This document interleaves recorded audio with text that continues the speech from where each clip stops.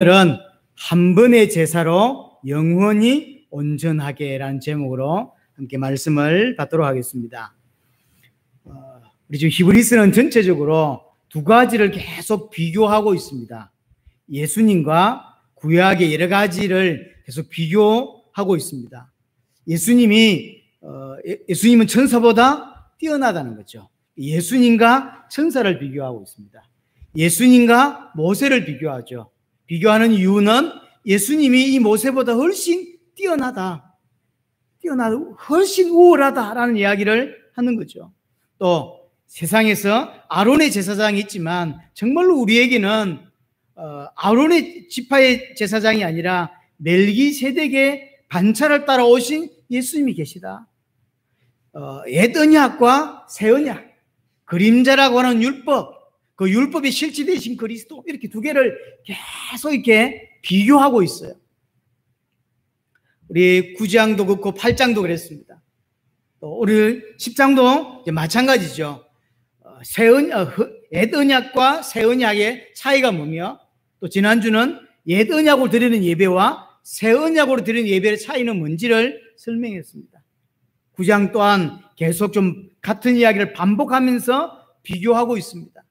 9장이 예수님께서 직접 드리신 그 실체되신 예수님께서 드리신 예배가, 또는 제사가 얼마나 완전한가에 대한 설명이었다면, 10장은 그 제사가 영원하다고 하는, 단 한 번의 제사였지만 영원한 효력을 가진다라고 하는 이야기가 조금 더 핵심인 것이죠. 왜 이런 이야기를 하냐? 지금 이 편지를 받고 읽는 이 대상자들은 흔들리고 있기 때문이에요. 뭔 이야기를 하고 싶은 거냐면, 무엇을 어떻게 믿고 있길래 흔들리냐는 거예요. 뒤로 물러서지 말라라는 이야기를 하고 있는데, 흘러 떠내려가지 말라라고 하는 이야기를 하고 있는데, 왜 무엇을 어떻게 믿길래 흘러 떠내려가냐는 거죠. 우리가 믿는 예수님은 그리스도이시고, 이 그리스도는 구약의 제사와 다르고, 구약의 예배와 다르고, 구약의 율법과 다르고, 너희가 가장 존경하는 모세와도 다르고, 천사와도 다르지 않네. 완벽한 제사를 그분이 드리셔서 우리의 죄가 완벽하게 끝났는데, 우리는 그 예수를 어떻게 알고 도대체 어떻게 믿고 있길래 흔들리냐는 거죠. 우리는 다시 한번 우리 10장을 통해서 하나님이 주시는 음성을 꼭 듣게 되기를 바랍니다. 먼저 1절에서 4절 이야기를 보시면, 1절에 율법을 이렇게 정의합니다. 율법은 장차 올 좋은 일의 그림자일 뿐이요 참 형상이 아니다. 이 율법이라는 이야기는 구약 전체를 의미하기도 하고, 옛 언약을 의미하기도 하고, 구약 전체에서 설명하는 모든 제사들이 있죠. 특별히 5가지 제사들이 있습니다. 이런 제사를 다 포함하는 이야기예요. 그래서 이런 화목제든 속죄제든 속건제든 번제든 이런 구약에 우리가 하나님께 드리는 이런 제사들은 그림자라는 거죠. 실체가 아니라는 거죠. 참 형상이 아니라고 하는 이야기를 합니다. 아니기 때문에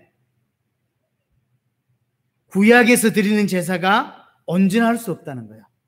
그림자인 예배이기 때문에, 그림자에 불과한 율법이기 때문에, 그 율법으로 말미암아 드려지는 예배는 우리를 온전하게 할 수 없다는 거죠. 완전하게 할 수 없다는 거예요. 불완전하다는 거죠. 우리 1절 다시 보시면, 1절 마지막 부분에 언제나 온전하게 할 수 없다. 왜 온전하게 할 수 없냐? 실체가 아니기 때문에. 그림자예요. 그림자로 드려지는 예배로는 인간의 문제를 해결할 수 없다는 거죠. 이 이야기를 7장부터 계속 해왔더랬어요. 우리 7장 19절에 한번 가보겠습니다. 7장 19절에 보면, 율법은 아무것도 온전하게 못할지라. 아무것도 온전하게 할 수 없다. 8장 7절에 보시면, 그 첫 언약이 무엄하였더라면 했죠. 무슨 뜻일까요? 결함이 있다는 거예요. 율법이 하나님의 말씀이고, 율법이 하나님께 주신 말씀이지만 결정적인 결함이 있어요. 결정적인 어떤 결함이 있습니까? 구원을 줄 수는 없는 거예요. 구원을 줄 수는 없는 거죠.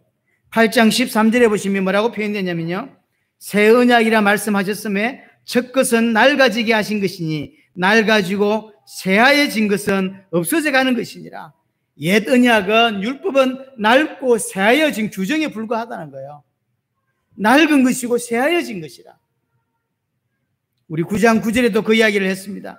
9장 9절에 그 양심상 온전하게 할 수 없다. 그래서 율법으로 드려지는 예배는 나를 온전하게 할 수 없어요. 인간을 온전하게 할 수 없다는 거죠. 그래서 10장 2절 다시 돌아와서 그렇지 아니하면 그렇게 표현했습니다. 만약 온전했다면, 율법으로 드려지는 예배가 온전했다면 이 말이거든요. 만약 온전했다면 섬기는 자들이 단번에 정결하게 되어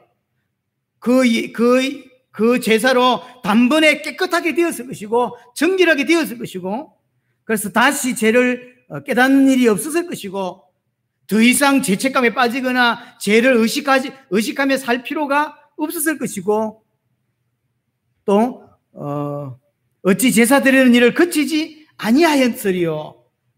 매번 반복해서 드리는 그 제사를 다시 할 필요가 없었다는 거죠.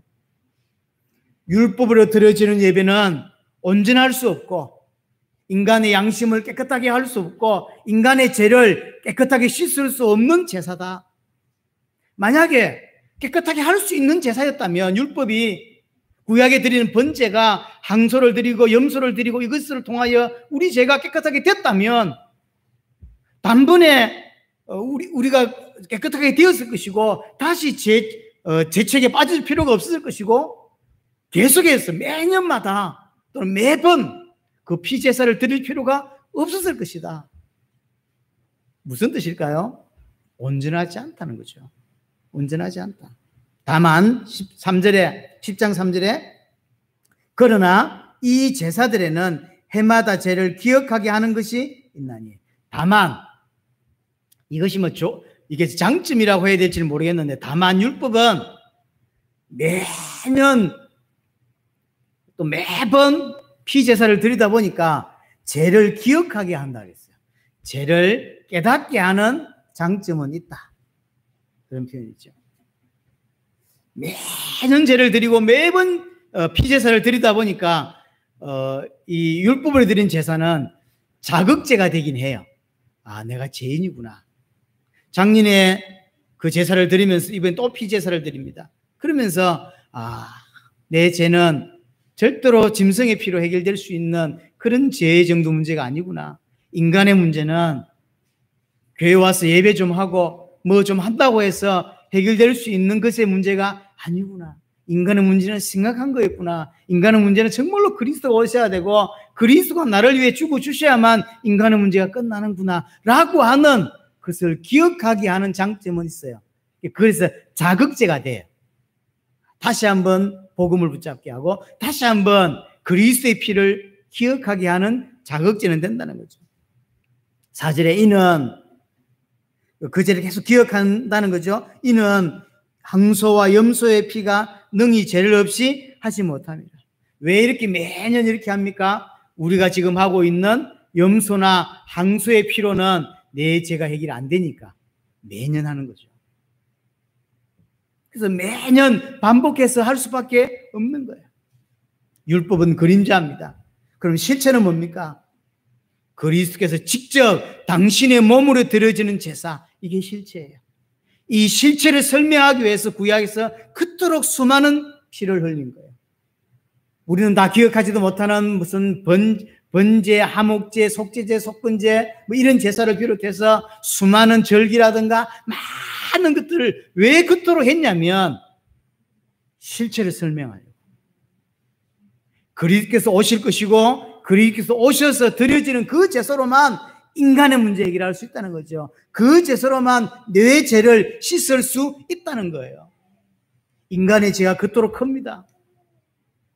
인간의 죄는 절대로 인간이 해결할 수 없는 것입니다. 그래서 5절부터 10장 5절부터 18절까지는 실체 대신 이제 율법인 그림자로 드려지는 예배 말고 이제 실체 대신 그리스도를 통하여 드려지는 예배는 그럼 어떠냐? 실체 대신 그리스도로 말미암아 드려지는 제사는 어떠냐라고 하는 거죠. 자, 보겠습니다. 5절에 그러므로 주께서 세상에 임하실 때에 성육신에 오실 때 그 말이죠. 하나님이 제사와 예물을 원하지 아니하시고, 실제로는 하나님이 예수님께서 성육신에서 오실 때 하나님 이렇게 말씀하셨다는 거예요. 하나님이 실제는 제사나 예물을 원하지 않았다라고 표현합니다. 구약에서 그토록 수많은 피를 흘렸잖아요. 그토록 많은 제사를 드렸잖아요. 한 번도 아니고 엄청난 제사를 드렸잖아요. 그런데 그걸 하나님이 원치 않았다는 거예요. 6절에도 번제와 속죄제는 기뻐하지 않았다. 하나님이 이걸 기뻐한 게 아니라는 거예요. 안 기뻐했대요.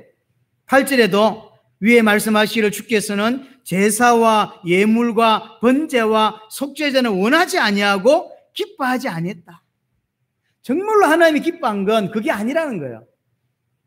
백성들이 하나님 앞에 나와서 번제를 드려야 돼요. 백성들이 하나님께 나와서 항소를 끌고 오거나 염소를 끌고 오거나 양을 끌고 와서 피제사를 드려야 돼요.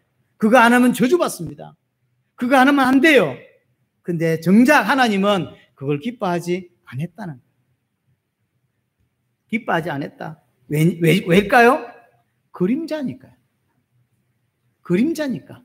그러니까 그림자로 드려지는 제사로는 인간의 문제를 해결할 수가 없는 거예요.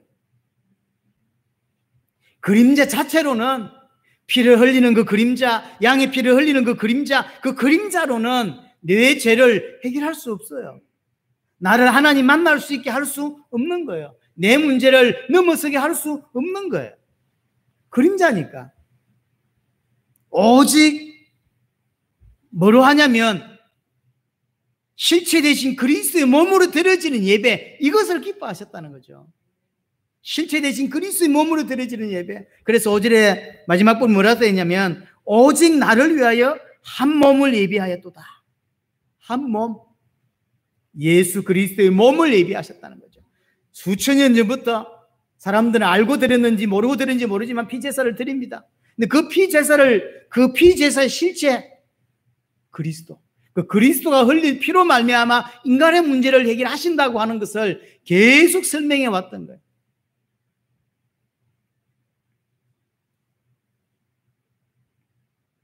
하나님께서 원하시는 예배, 하나님께서 정말로 기뻐하시는 예배가 뭐냐면 실체 대신 그리스도를 통하여 드려지는 제사라고 하는 거죠. 사실 이 실체 대신 그리스도로 드려지는 이 제사를 설명하기 위해서 그토록 많은 피를 사실 흘린 겁니다. 그러면 그리스도께서 흘리신 피로 그리스도께서 자신의 몸을 통하여 드려진 그 제사로 말미암아 어떤 일이 벌어졌냐? 이 말은 9장에서 좀 설명을 많이 했습니다. 우리 9장 12절에 표현한 대로 염소와 송아지의 피로 하지 아니하고 오직 자기의 피로, 실체 대신 그리스도의 피로 영원한 속죄를 이루셨다. 단번에 성소에 들어가셨다. 영원한 속죄를 이루셨어요.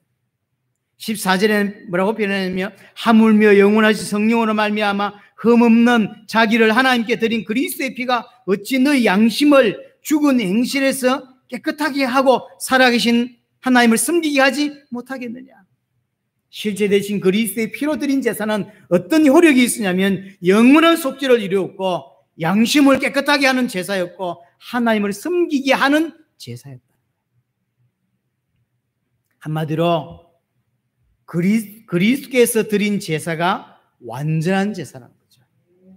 구약의 제사와 비교할 수 없는 그 구약은 전부 그림자라는 거죠. 그래서 9장에서 말했던 중요한 키포인트 중 하나가 뭐냐면 그림자에 불과한 제사와는 완전히 다른 제사가 실체 대신 그리스도로 드려진 제사라는 거죠.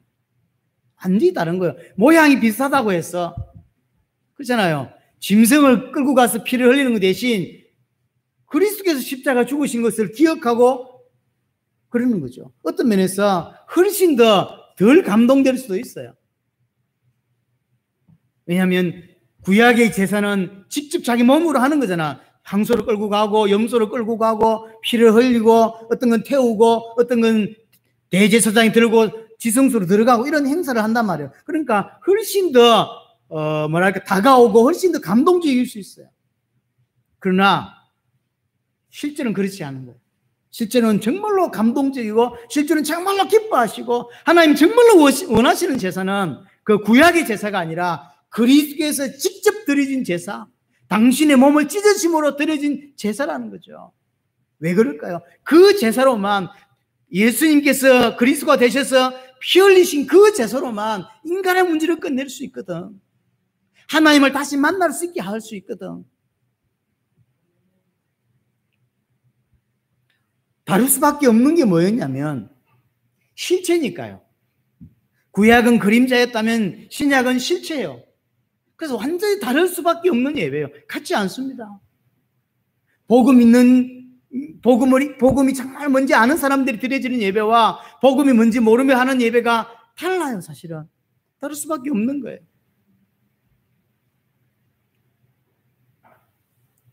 실체가 다르고 또요 사실은 다 달랐어요. 제사장이 달라요.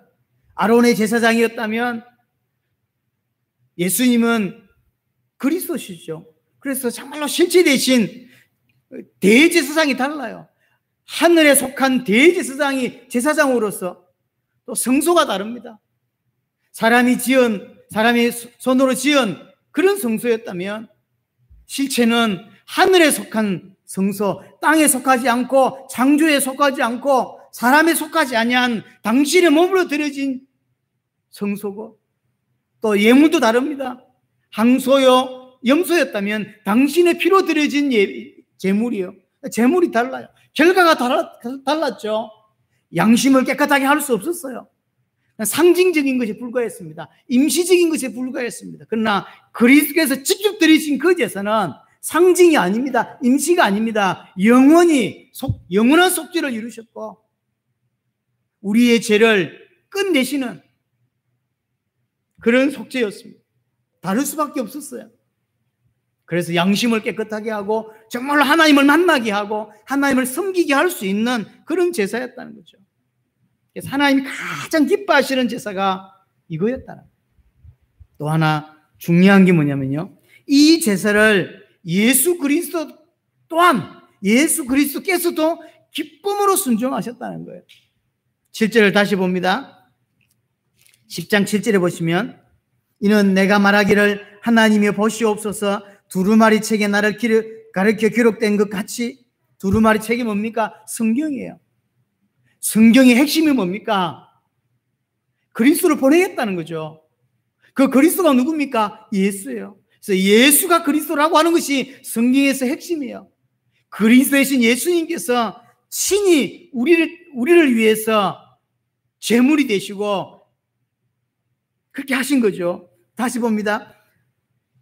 두루마리 책에 나를 가르쳐 기록된 거, 그리스도를 보내주겠다고, 그리스도께서 나를 위해 십자가에 죽으시겠다고 하는 그 약속, 그 그리스도가 예수님이거든.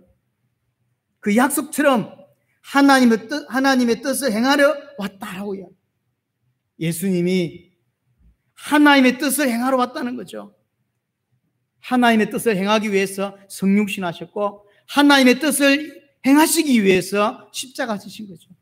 그러면 하나님의 뜻이 다 하나님의 뜻이에요. 많아요. 궁극적인 하나님의 뜻이 뭘까요? 다 하나님의 뜻이죠. 건강한 것도 하나님의 뜻이고 다 하나님의 뜻인데 정말로 궁극적으로 성경에서만 궁극적인 하나님의 뜻이 뭐냐는 거죠. 그것을 이루러 왔다는 거예요. 예수님은. 그게 뭐죠? 그게 구원이에요. 궁극적인 하나님의 뜻이 뭐냐? 그 구원인 거죠. 구원을 위해서 그리스도 오셔야 되고 그리스도께서 십자가 지셔야 한다는 거예요.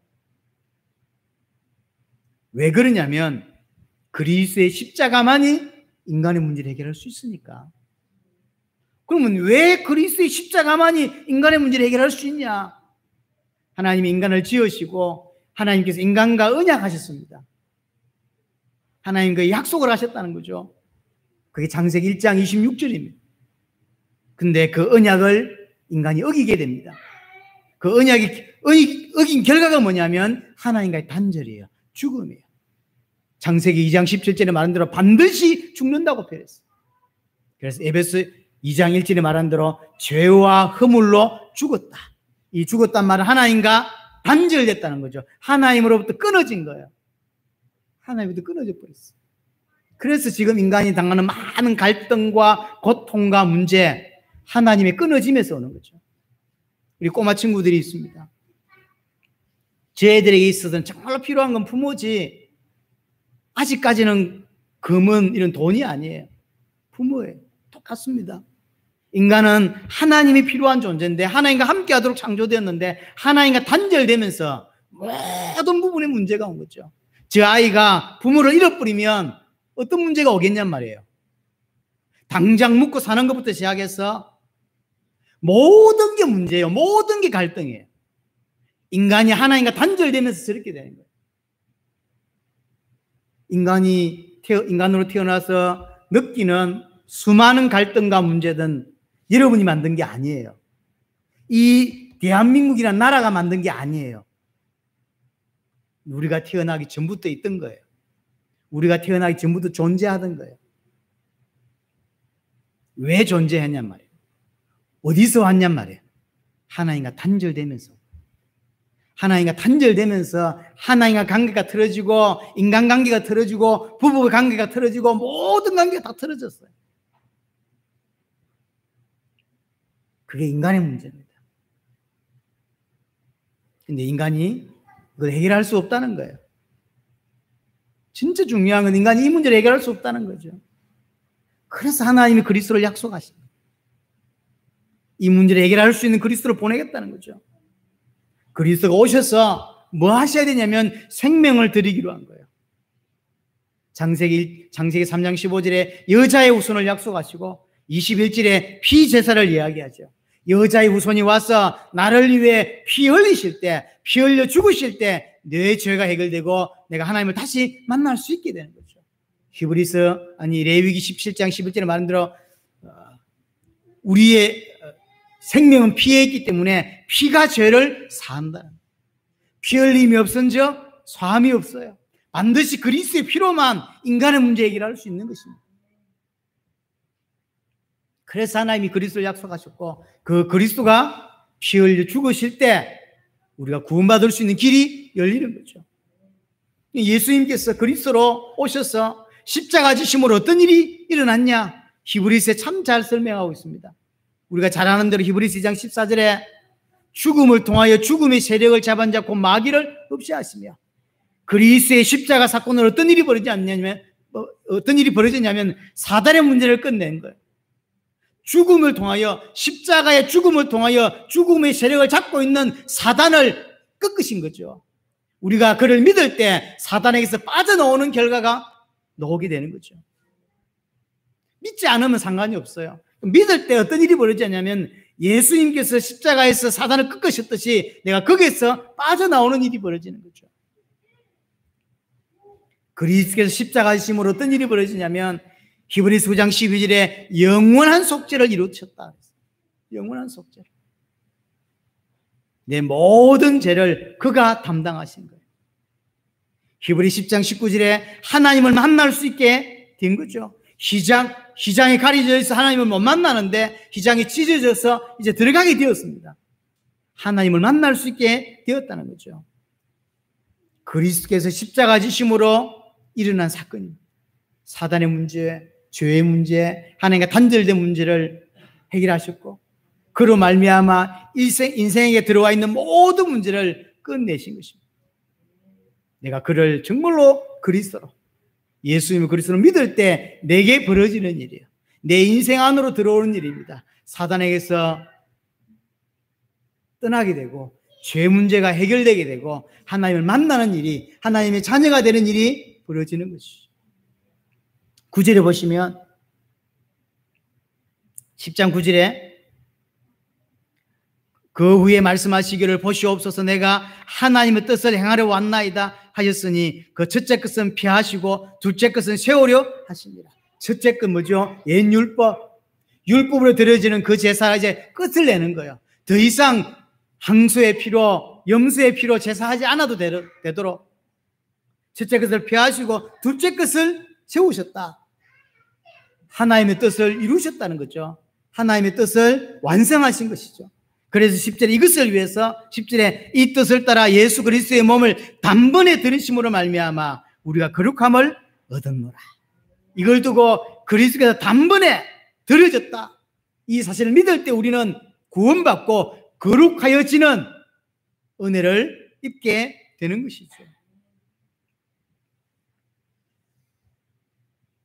하나님이 정말로 기뻐하시는 제사는 그래서 구약의 율법으로 드려진 제사가 아니라는 거예요. 실체 대신 그리스도로 드려지는 예배고, 이것을 마지못해, 예수님은 마지못해 응한 것이 아니라 기쁨으로 응했다는 거예요. 왜냐하면 오늘 본문의 내용은 그것을 설명하고 있어요. 그러니까 기쁨으로 왔다 설명하고 있지 않지만 우리 7절 이야기가 그 이야기를 담고 있는 거죠. 인간을 구원하기 위한 이 일을 기쁨으로 순종하셨다는 것이죠. 억지가 아니라 기쁨으로. 율법이라고 하는 말 자체가 뭘 담고 있냐면 억지라고 하는 게 담겨져 있죠.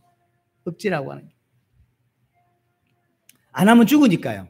구약에서 몇 가지 이렇게 해놨죠. 근데 그리 안 하면 죽어요. 그러니까 하기 싫어도 하는 거예요. 하나님께 나아갈 때 피 들고 안 오면 죽거든요. 그러니까 피에 관심이 없지만 피를 들고 오는 거죠. 억지가 있어요. 구약은 어쩔 수 없이 억지스러울 수밖에 없는 게 있어요. 신약은 그렇지 않습니다. 지금은 그렇지 않습니다. 자, 그러면 진짜 중요한 게 뭐냐면 예수 그리스도께서 지신 십자가의 효력이 얼마만큼이냐는 거예요. 9장에서 포인트는 그 효력이 완전하다라는 표현이 있다면 10장에서는 그것이 영원하다고 합니다.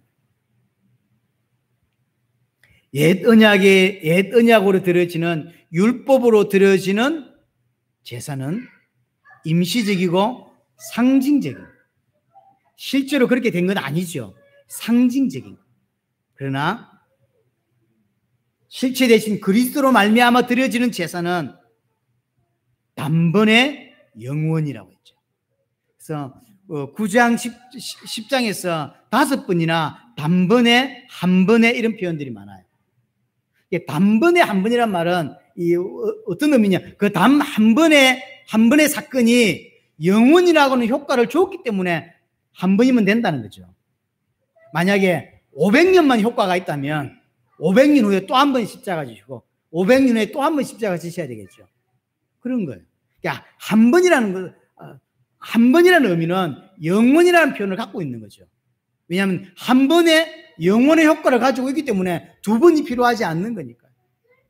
우리 9장 26절에 보면 자기를 단번에 제물로 드려 이렇게 있죠. 9장 28절에도 중간 부분에 단번에 들이신 바 되셨다 이렇게 표현하고 있죠. 10장으로 돌아와서 10장 10절에도 예수 그리스도의 몸을 단번에 들이심으로, 우리 12절에도 한 영원한 제사를 드리고, 한이라고 하죠. 한 번이라는 의미죠. 한 번 영원한 제사를 드렸다. 14절에 그가 거룩하게 된 자들을 한 번의 제사로 영원히 온전하게 하셨다. 한 번의 제사로 인생의 문제를 영원히 해결했다는 거죠. 이것이 예수님이 십자가 지신 효력이에요. 한 번의 제사로 영원히 온전하게 하셨다. 18절에도 보시면 이것을 사해선적 다시 죄를 위하여 제사 드릴 것이 없다. 다시 죄를 위하여 제사 드릴 것이 없다. 완벽하다. 그런 거죠. 완벽하다, 완전하다. 언제까지? 영원히. 영원히.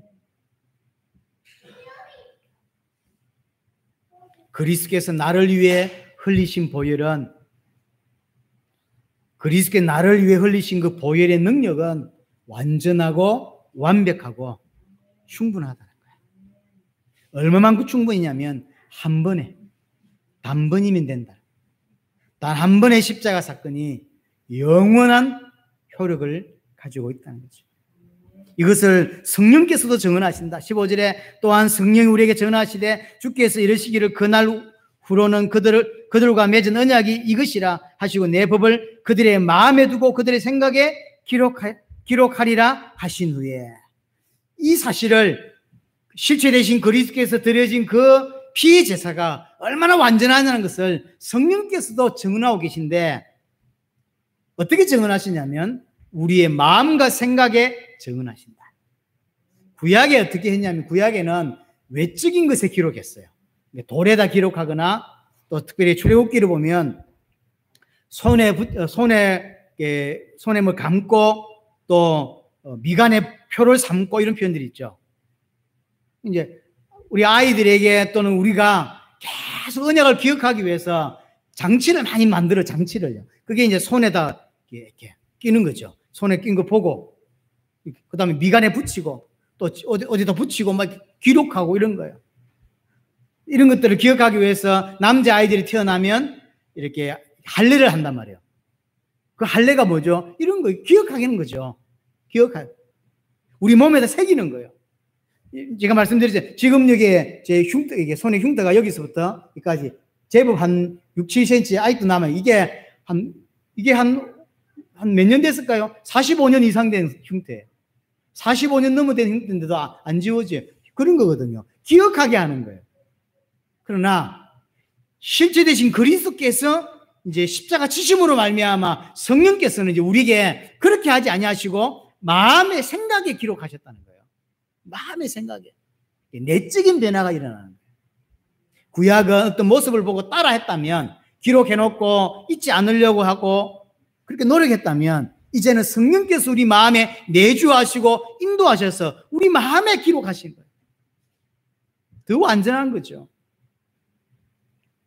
내적인 변화가 일어나는 거죠. 성령께서 우리 안에 내주하시고 정말로 예수 그리스도를 믿는 자 안에 성령이 내주하십니다. 그래서 기억나게 하시고 생각나게 하시는 거죠. 그리스도께서 지신 십자가의 또 다른 효력이라고 할까요? 그러면 17절에 보시면 그들의 죄와 그들의 불법을 내가 다시 기억하지 아니하리라. 정말로 예수님께서 온전한 제사를 드렸습니다. 그가 그리스도가 되셨어? 이 사실을 내가 믿어질 때 내가 믿는다는 이야기는 뭔 말이냐면 예수님께서 내 죄를 위하여 내 인생의 문제를 위하여 그리스도로 오셔서 십자가에서 죽으셨다는 걸 믿는 것이고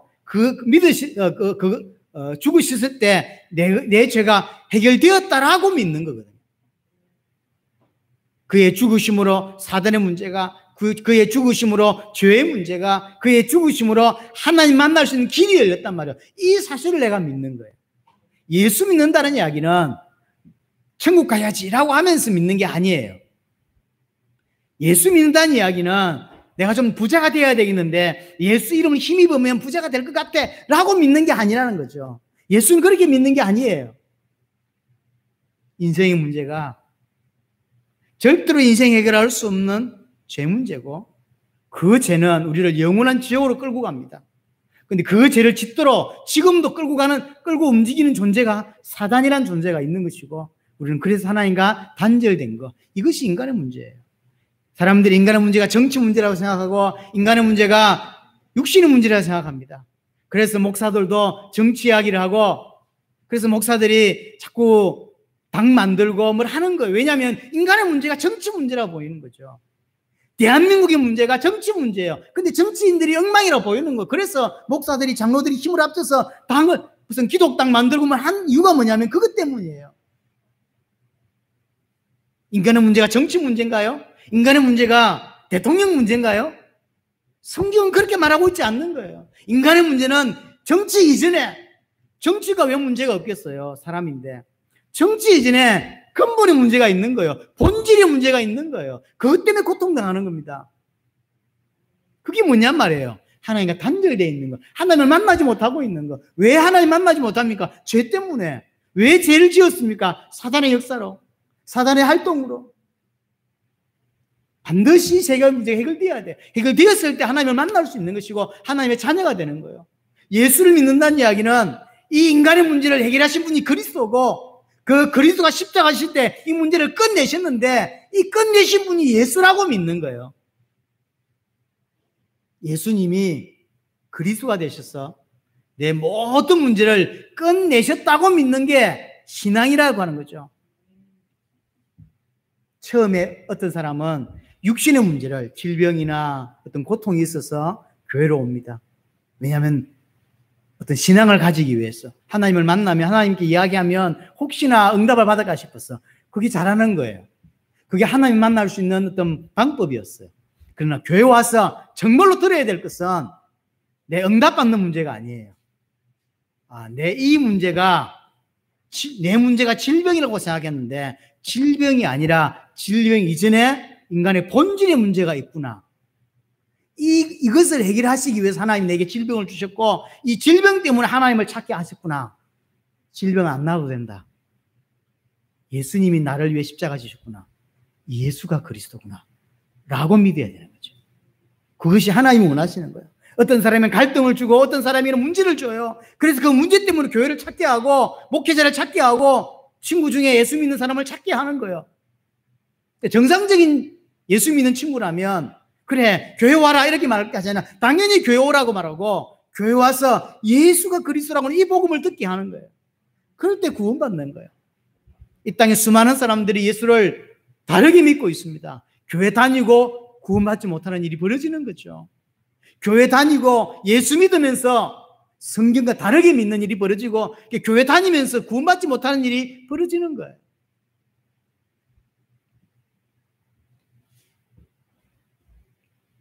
오늘 17절의 이야기는 내가 정말로 예수를 진짜로 그리스도로 믿고 그 내 죄를 해결하셨다고 믿을 때 하나님의 반응인 거죠. 하나님은 내 죄를 기억지도 않으신다라고 해요. 하나님은 기억지도 않으신대. 나만 기억하지. 정말로 예수를 그리스도로 올바르게 믿는 것이 중요하고 믿었을 때 하나님은 내 죄를 기억지 않는다는 거예요.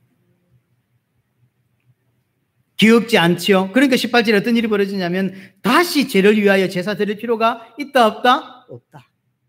끝냈었어요. 예수님께 십자가 지실 때 다 이루셨다고 표현하죠. 끝내신 거예요. 다 이루신 거죠. 뭘 다 이루셨습니까? 인간의 문제를 십자가에서 다 이루시는 거죠. 자, 정리합니다. 우리는 무엇을 믿고 있는지 돌아봐야 합니다. 예수님께서 나를 위해 십자가 지셨고 그 십자가 지심으로 내 모든 문제를 끝내셨습니다. 이것을 믿는 거예요. 예수를 믿는다는 건 존재를 믿는 게 아닙니다. 예수님이 2000년 전에 베들레헴에 태어났다라고 하는 존재를 믿는 것이 아닙니다. 예수께서 지신 십자가가 어떤 일이 벌어졌는지를 알고 믿는 것이죠. 그리고 그 예수님이 지신 십자가가 부족하지 않다고 믿는 거죠. 완전하다고 믿는 겁니다. 그게 믿음인 것이지 예수 믿는다고 하는 것은 그런 것이지 육신적인 부분을 해결하기 위해서 믿는 것이 아닙니다. 우리 지금 이 히브리서를 이 편지를 받아야 되는 이 사람들은 여러 가지 사건 때문에 흔들리고 있는 거죠.